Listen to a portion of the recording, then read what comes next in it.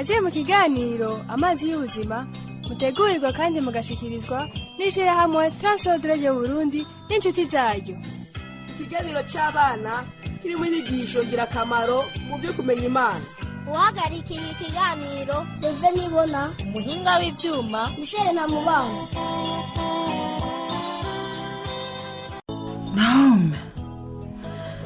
Nome, uramahoro? Eko, meze neza nyoko, ukora iki ngaha? Amasengesho yo ku rusengero yaheze atevye, nkamarana umwanya na pastori Combo ku vyerekeye imigambi imwe ndiko ndategura. Ubu naho nariko ndarengana, mbona amatara araka, nca nibaza yuko hari ico kitagenda neza. Nta na kimwe kitagenda neza, na cane cane ubu ungazwa na Yesu. Ivyo ni vyiza cane. Mbega wariko uravuga ibiki? Kumengo numvise uvuga ivya Yesu. Ego nyoko, n'ubu sinakubwira ingene vyagenze, ariko umwana yari yananiranye aguma arira. Nanje naringeze aho numva ko ndushe naniwe cane. Niho naza numva ikintu kimeze nk'ijuru inyongorera amajambo avuga ngo nimuze kuri jewe mwese abananiwe n'abaremerewe ndabaruhura. Naciye nahura ko ari Imana ingendeye. Waciye ukora iki? Naciye menya ico nakora kubera kukumviriza nyoko. Naciye saba Yesu ngo ambabarire ivyaha vyanje kandi amfashe gukora ivyo agomba. No, ndanezerewe cane kubera wewe. Urakoze Yesu. Nyoko, ngira aho Krekosi yasubiye gusinzira, singomba gusubira kumuvyura. Nome, waje gufata ingingo ya mbere ikomeye mu buzima bwawe. Ico nibuka neza no kuntu umwana yarize cane umunota wose. Hanyuma ndiko ndasenga nisabira Yesu ngo aze mu buzima bwanje. Hagaca haba agacerere mu gihe nariko ndasaba ngo Yesu aze kuri jewe nyiganzire. Nagiye numva umwana aretse kurira. Nome, uyu n'umunsi udasanzwe. Abamarayika mw'ijuru baranezerewe. Abamarayika baranezerewe? Kubera iki? Kubera ingingo wafashe Nome. Ingingo yo kugendana na Yesu. Ikimbabaje nuko nkiri wawundi nyene n'ingorane zanje. Nico gituma iyo ugomba kugendana na Yesu utegereza kumva ico yavuze muri Matayo igice ca 11:29. Mwikoreze ingata yanje munyigireko kuko ndumugwaneza niyoroheje mu mutima kandi muzoronka uburuhukiro. Ku 30 havuga ngo kuko ingata yanje tababaza n'umutwaro wanje uhahutse. Yosef, vyuka!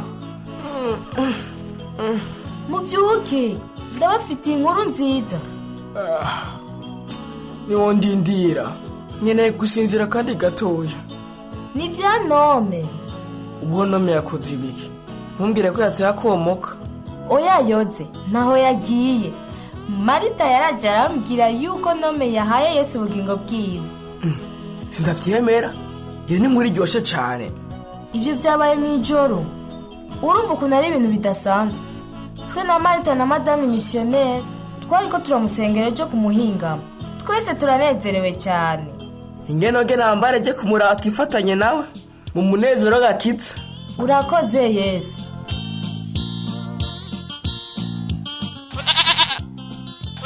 Ubu naho rero sindico nokora. Naronse akazi Bujumbura. Ariko ndavyo vyabaye byose mu buzima bwanje kuva ejo simbona ko nuja hariya. Nibaza ko wabaza Imana ico kibazo Nome.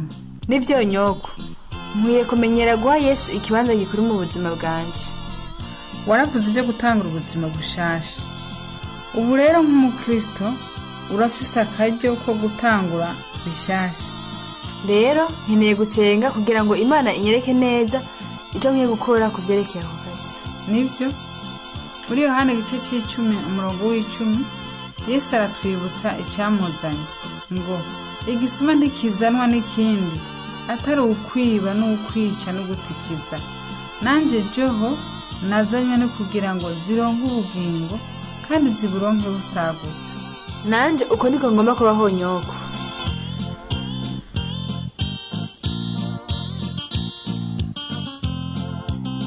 Bose bari hano Rugamba ngira ngo turiteguye kugenda. ngo mugomba muje gutembera mu misozi mu mpera ziri yinga gasiboniyo. Abakobwa bararonse akanya ko kuja kwinezeza mu munsi mukuru, ubu n'abahungu barashitsweko. Mugabo dogiteri ntarabaho inyishu z'ibipimo mwapimishije. Yozefu yatubwiye yuko kuja kwinonora imitsi mu kugendagenda hariya mu misozi bitaruhisha, kandi narumvise ko ari ahantu heza cane hafi yo ku masumo.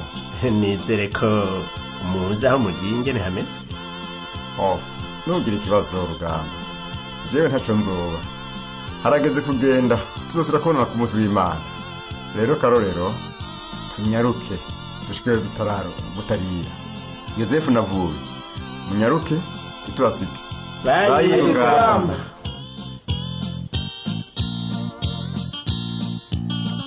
Sinarinzi ko bikoboye gutya, numva nkeneye kuruhuka gatoya.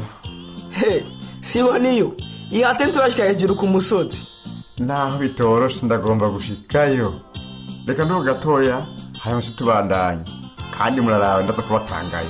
Sawa Siboniyo, uza gutangura gushika hejuru ku musozi ntaja mu gikoni uyu munsi mwijoro. Erega uramenya Yozefu, Siboniyo yarakuze kandi yamaze imyaka myinshi akora mu biro, ntananose nkawe. Oya ntaco Karorero, ivyo Yozefu avuze ndavyemeye. Reka tubikore nk'abahiganwa. Hanyuma rero Karorero, emi nabo wa mbere uzoca uteka amajoro 2. Sawa, iryo higanwa ni ry'ukuri.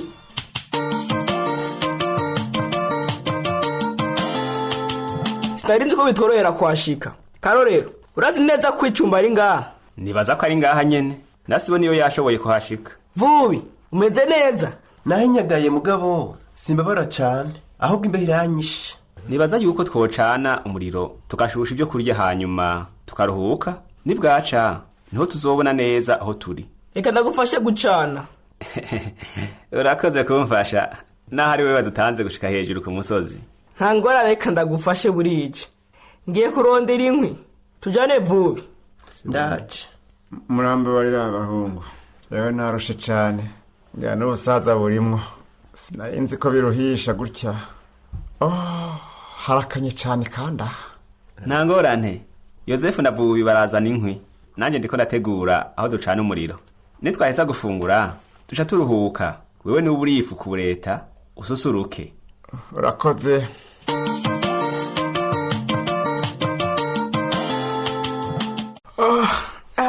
Harakanye. Vubi, uri maso?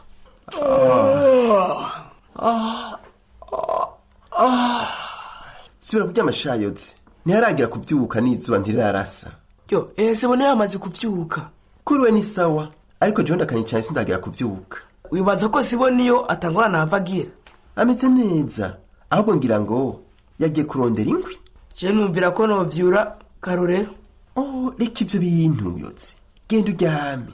Sinshobora gusinzira ubu. Reka mvyuke. Yotse, ntusuye kunkoma sinziriye. Nijoro sinasinziriye neza, numva nkirushe. Jewe ngiye kurondera izindi nkwi. Sawa, genda rero. Mwaramutse Yotse, wazindutse? Mwaramutse Karorero, namaze gucana umuriro. Amaze agira ashuwe dukora agakawa. Ni umunsi mwiza, naho hakanye gatoya. Umaze kuvyuka ucumera neza. Ndanezerewe kubona Siboniyo aza yabyutse. Ubwo ntiyagiye kurondera inkwi? Sinzi yo yagiye. Sinamubona kuva avyuka. Ngira ngo tuja kumurondera. Sinzi. Ndazi ko atangorana agira. Reka turindire gatoya. Ngira kuba mukuru wa mwunga twaja bukamwijoro. Ngira ngo ndagusanga yaje.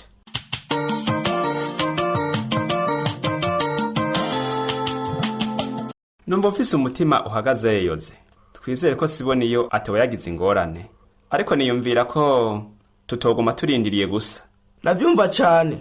Turabingene twomurondera. Vubi, wewe ugume hano kwicumbi. Era bajya ahantu. No hari tabarirerire. Rirutande yose muri kano karere. Kumwe tokururira hariya. Twava tubona aho Siboniyo yo bari. Ese iyo tujana nabo munyana ndazi ko baronse akaryo ko kwinezereza na papa wanje akagira ibihe vyiza. Yamarangira ngo nta bihe vyiza byo kuryama mu gahinga. Kwiryamira mu gahinga hari aho usanga biryoshe cyane, ibuka ukuntu twaryohewe igihe twajya gutembera ku masumo. kandi na nome yari kumwe natwe. ndakunda gutembera hanze tugateramira ku muriro. tuyaga inkuru nyinshi dukikije igicaniro. nibyo kumbure hanyuma tuzojyana twese. zombera byiza mbere na papa wanje tukajana. aha hoho ninjanye kuko kuri uyu musozi nta kadugo gakaze kariho, mu kanya gatoya tuzoba dushitse mw'itaha. nizeye yuko sibona iyo yatangorane yagize. mbega urya ninde hariya hejuru mu gasozi? erega ni sibona iyo, mbega ko iki hariya? erega nibyo ni weyoze. mbega ko asemerera avugana nande? hari ikintu cabo shavuje. kubera iki mana, kubera iki wangiriye ibi? ubwa mbere wemeye ko umukenyezi wanje afashwa ku nguvu, hanyuma umuha sida. none rabunaho ntubona ko ngerageza kuba umuntu mwiza? ndacafise igikorwa cyo gutunga Marita nk'uko navyemeye, nawe ukamengo ntubibona mana.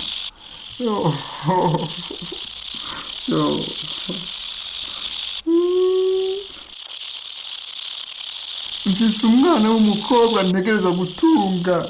narataye umwanya munini cyane namaze ntari kumwe nawe, mpakaje ko kugira icyo namufasha, nshobore kumutunga, nshobore kumugurira ibintu.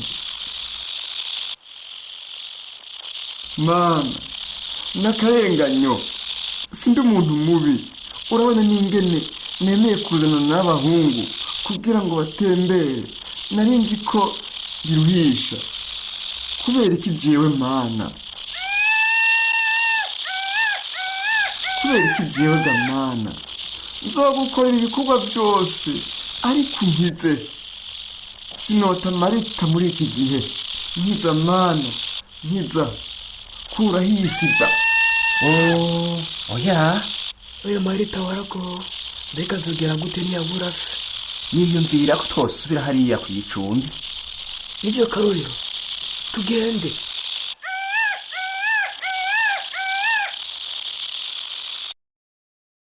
ubu ni umwanya mwiza cyane wo muri runo rugendo. ahantu hasusurutse, akazuba gaserutse, irindya ziryoshe, naho zazigiye. sinababwiye nta guteka kwa Karorero. sawa nawe ibindi niwe uza kubiteka. Karorero ariko ndafyina, uramwene byari biryoshe. rero bahungu, mundeke njyame gatoya. iryamire, twebwe turakunda guteramira ku gicaniro. Karorero niho mubatsa. ubu reka tubireke, siba niyo agomba gusinzira. eka ntitwopfa kubireka uko. ndamubagije ndagenda mubatsa. ubu nubireke shayoze. ega sindasinzira, kandi sinshobora gusinzira nuko twongoshwa twanyu. none icyo mugomba kumenya ni iki? eka nta na kimwe. nta na kimwe nutwe twongoshwa ngomba numva muvuga.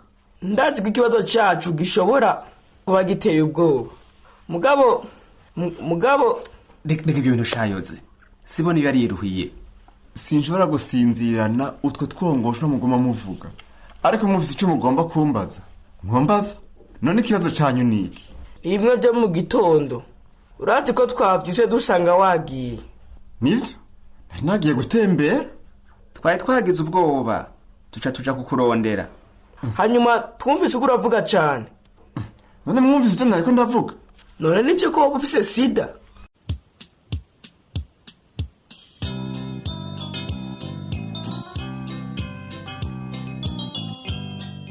Ico kiganiro amazi y'ubuzima mwagishikirijwe n'ishirahamwe TWR Radio Burundi n'inshuti zaryo. ababashikirije ico kiganiro naba abana Sengiyumva Emmanuel, Daniel Nibona, Grace Nibona, Dushime Anne Siela, ijwi rya nyokuru Consolate Kabura, umumenyereza w'igikino Samuel Sabimbo. hagize ico bagomba kubaza canke gutunganira twandikire TWR Radio Burundi, agasanduka posita 1140 Bujumbura. Itelefone ni 22 24 26 57. Murakoze.